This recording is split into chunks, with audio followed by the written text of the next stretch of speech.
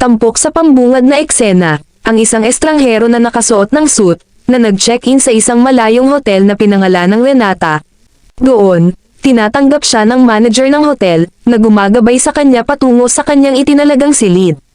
Mukhang may obsessive-compulsive tendency ang stranger. Pagkaraan ng ilang sandali ng pahinga, lumabas siya at naglibot sa hotel, na tila desyerto. Nag-explore siya ng iba't ibang lugar gaya ng swimming pool, at snooker room bago bumalik sa kanyang kwarto.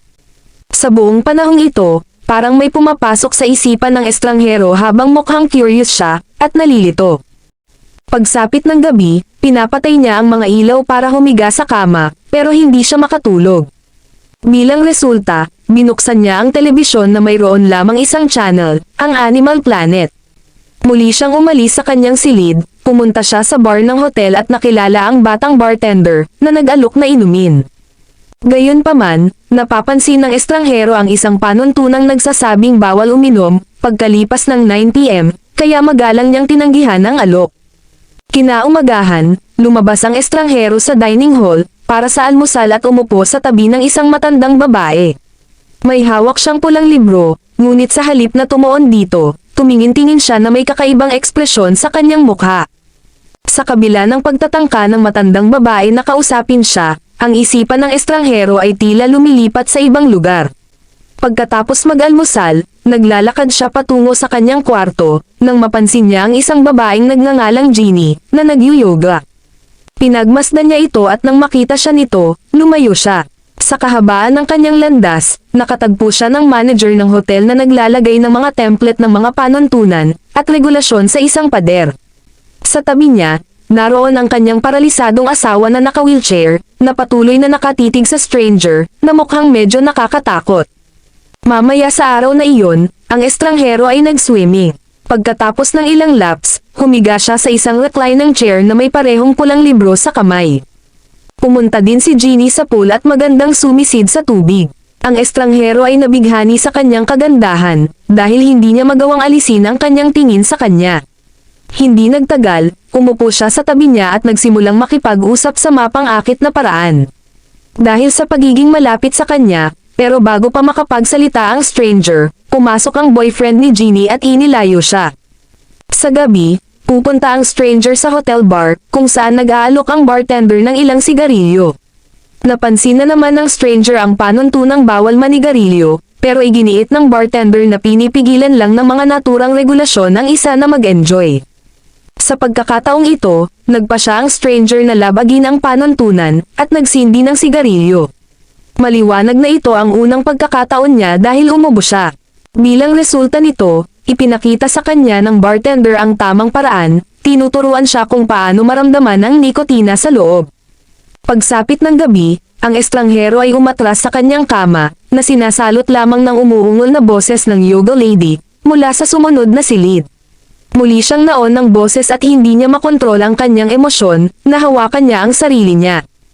Kinabukasan, habang patungo ang estranghero sa bulwagan ng almusal, napansin niya ang bartender na sumilip sa isang silid, na pagmamayari ng parehong matandang babae mula kanina. Ginagalit nito ang stranger kaya pinarusahan niya ang bartender, na inuudyukan siyang umalis. Ngunit pagkaraan ng ilang sandali, siya mismo ay sumilip sa silid at napansin ng isang bagay na nakakabigla. Sinisikap ng matandang babae na bigyang kasiyahan ang kanyang asawa, na binubugbog ang sarili. Pagkatapos ng almusal, tumuloy ang stranger sa snooker room, kung saan nakilala niya ang isa pang lodger, na nag-aangkin sa kanyang sarili bilang isang negosyante. Habang lumalabas ang kanilang pag-uusap, itinanong ng estranghero kung may nakitang hindi pangkaraniwan ang negosyante, tungkol sa Renata Hotel, kung saan negatibo ang sagot sa huli. Nasaksihan ang kanyang nalilitong pag-uugali at pagkabalisa, ang negosyante ay nag-aalok sa kanya ng isang tableta, na tinitiyak na ito ay magiging ganap na kakaibang tao kapag siya ay nagising sa susunod na araw.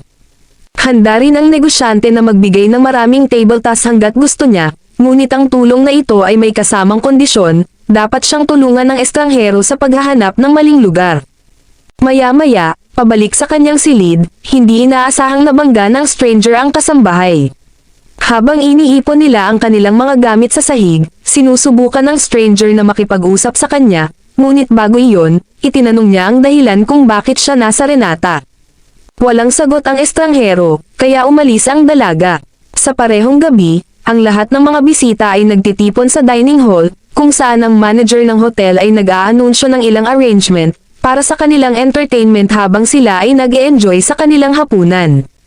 Upang maisagawa ang unang pagkilos, dinala ang paralisadong babae sa entablado, kasama ang kanyang anak, na walang iba kundi ang bartender. Ginagamit ng bartender ang paralisadong katawan ng kanyang ina, sa paraang parang puppet para makapaghatid ng sunod-sunod na nakakatakot na biro.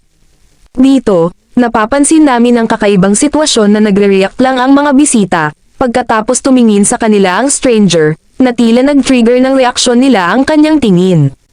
Sa pagtatapos ng unang yugto, tinatanggap ng entablado ang anak na babae ng manager ng hotel, ang parehong kasambahay mula kanina. Kumakanta siya ng magandang kanta na nakakabighani ng buong audience. Habang patapos na ang kanta, dinaig ng hindi inaasahang emosyon ng kasambahay, na naging dahilan ng pagdaloy ng mga luha sa kanyang pisngi. Ang gabi ay nagtatapos sa hapunan, at ang estranghero ay kumakain ng iniaalok na tableta. Kinabukasan, gumising siya at mukhang mas aktibo kaysa dati. Nag-refresh siya at ginagawa ang kanyang pang-araw-araw na gawain sa umaga. Dahil sa pagnanais para sa higit pa sa mga transformative na tabletas, nagpa siya ang stranger na tulungan ng negosyante na mahanap ang kanyang nailagay na susi. Hindi nagtagal, nadatnan niya ang paralisadong ginang sa pasilyo, at napansin niya ang kanyang leeg na pinalamutian ng locket. Sa paniniwalang maaaring ito rin ang susi na hinahanap niya, pinasok ng estranghero ang kanyang kamay sa loob ng kanyang damit, para lamang maglantad ng singsing. Pagkatapos nito, binuhat siya at tiningnan ang kanyang bulsa sa likod. Doon, sa wakas ay nahanap niya ang susi at nakuha ito. Pagkaraan, ang stranger ay tumungo sa silid ng negosyante upang ibalik ang susi, at i-secure ang ipinangakong mga tabletas. Mukhang naglalaro ng card game ang huli kasama ang manager ng hotel. Hinihiling nila sa stranger na sumali sa kanila sa laro, kung saan siya ay sumang-ayon. Sa gitna ng gameplay, umalis ang manager ng hotel sa mga gawain, na iniiwan ang stranger at ang negosyante na magpatuloy. Sinamantala ang pagkakataon, ibinigay ng stranger ang susi, at bilang kapalit, nakatanggap siya ng vial na naglalaman ng limitadong bilang ng mga pills. Hinahamon ng negosyante ang stranger sa isa pang laro ng card, na nangangako ng karagdagang bote na puno ng mga pills, kung manalo siya. Sumang-ayon kaagad ang ating kakaibang bayani, at sa sorpresa ng lahat siya ay nanalo, kaya nakakuha ng parehong bote ng mga pills. Kinabukasan, lumalangoy ang stranger sa pool nang lapitan siya ng bartender. Ang kanilang pag-uusap ay patungo sa performance ng nakaraang gabi, kung saan ibinunyag ng bartender ang katotohanan, na pinipilit sila ng manager ng hotel na gawin ang mga gawaing iyon. Sinabi pa niya na kinokontrol sila ng manager, minamanipula sila sa pamamagitan ng takot. Habang nag-uusap, unti-unting lumalapit ang bartender. Lumalabas na parang hahalikan niya ang stranger. Gayunpaman, ang kanilang sandali ay naantala ng pagdating ng kasambahay, na pumasok na may dalang mga tuwalya para sa kanila. Sa gabi, habang ang estranghero ay naliligo, may biglang kumatok sa kanyang pinto. Sa pagsagot nito, binati siya ng bartender, na nagpaabot ng imbitasyon para sa isang hapunan ng pamilya. Ang stranger sa una ay nag-aalangan, ngunit sa huli pumayag siya rito. Pagkatapos, sasama siya sa pamilya ng manager ng hotel para sa hapunan. Doon, napansin niyang hindi pinapayagan ng kasambahay na sumama sa kanila, sa kabila ng pagiging bahagi ng pamilya. Nagtatanong ang stranger tungkol sa dahilan, kung saan iginiit ng manager ng hotel na dapat mayroong isang taong maglilingkod. Sa buong hapunan, may mahabang awkward pause, nag-iiwan sa stranger na walang ideya sa mga paksang pag-uusapan. Pagkaraan ng ilang sandali, nagsisimula ang pagtatalo sa pagitan ng manager ng hotel at ng kanyang anak, tungkol sa mga panuntunan at regulasyon ng Renata. Kapag hindi na makayanan ng stranger ang awkwardness, tatayo siya at umalis. Sa hating gabi, narinig niya ang umiiyak na boses ng katulong. Dahil dito, lumakad siya palapit sa kanya at nag-alok na tumulong, ngunit tumakas siya, na nagsasabing walang tumutulong sa kanya. Makalipas ang ilang sandali, napadpad ang stranger sa isang control room na naglalaman ng hanay ng mga CCTV monitor. Nakakabigla itong nagbubunyag na ang lahat ng kwarto ay sinusubaybayan ng mga nakatagong kamera. Sa bagong impormasyong ito, ang estranghero ay nagmamadaling pumunta sa kanyang silid at tinitingnan ang bawat sulok upang mahanap ang tago na kamera. Sa sandaling iyon, biglang bumukas ang telebisyon at nag-broadcast ng footage ng pagkakasangkot ng kasambahay sa pagde-deliver ng mga pills sa negosyante, pagtulong sa matandang babae sa kanyang paliligo, at pakikipag-ugnayan sa mga matalik na sandali kasama ang kasintahan ni Jeannie. Sa puntong ito, naramdaman ng stranger na may mali sa buong hotel. Dahil sa kanyang mga hinala, lumabas siya sa kanyang kwarto at palihim na nag-imbestiga sa isang hindi nagamit na silid ng hotel. Kasabay nito, nakikita siya ng bartender at binibigyan siya ng susi para ma-access ang parehong silid. Sa pagpasok, nadiskubre niya ang ilang kagamitan sa laboratorio kabilang ang iba't ibang acid, syringe, mga sisidlan na may dugo na tumutulo mula rito, at ilang notebook patungkol sa pagbubuntis, at mga genetic na pagbabago. Pagkatapos masaksihan ang lahat ng ito, tumindi ang hinala ng estranghero dahil naramdaman niyang ang mga empleyado, pati na ang mga bisita ng hotel ay sama-samang nag-eksperimento ng isang bagay na labag sa batas at hindi etikal. Kasunod nito, ang estranghero ay nagmamadaling pumasok sa silid ni Jeannie, upang matuklasan lamang ang kanyang kasintahan na nagbibigay ng isang hindi pamilyar na sangkap sa kanyang katawan. Hinarap ng stranger ang kanyang kasintahan ngunit hindi nagtagal, pumasok ang manager ng hotel, hinawakan siya at ikinulong siya sa loob ng kanyang kwarto. Sa susunod na eksena, pinuntahan ng bartender ang kasambahay at pinilit siyang akitin ang stranger. Sa una, nag-aalangan siya, ngunit atubiling sumang-ayon kapag nagbanta siyang susunugan ng kanyang minamahal na manika.